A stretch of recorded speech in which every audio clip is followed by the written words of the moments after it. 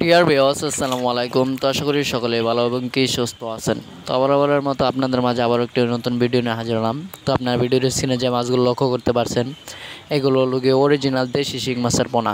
এবং কি এখানে রয়েছে শুধু মাথার মাছগুলো, যেগুলো মা মাছগুলো হয়ে থাকে।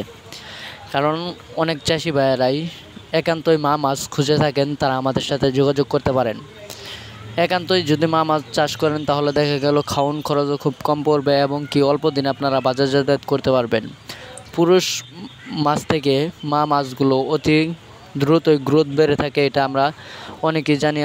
এবং কি অনেক চাষি ভাইয়েরাই এই কথা বলে থাকে এবং কি মাছ চাষ করে থাকে। এবং কি আপনারা চাইলে এই মাছগুলো চাষ করতে পারেন। আমাদের কাছে রয়েছে দেশি ও বিদেশি নানান জাতীয় মাছের রেণু উপনাদ, যেমন দেশি শিং, দেশি মাগুর, ভিয়েতনামি শোল, ভিয়েতনামি কই, অরিজিনাল দেশি ট্যাংরা, দেশি গুলশা এবং কি রয়েছে আয়ের, বোয়াল, চিতল সহ কার্প জাতীয় মাছের রেণু পোনা।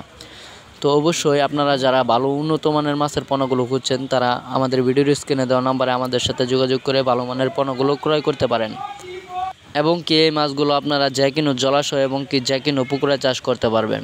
আমরা জানি সাধারণত শিং মাছ এবং কি মাগুর মাছ আর থাই পাঙ্গাস মাছগুলো পুরাতন পুকুর এবং কি পচা পানিতেও চাষ করা যায়। এই মাছগুলো যদি আপনারা পচা পানিতে চাষ করেন তাহলে দেখা গেল আরও ভালো হয়।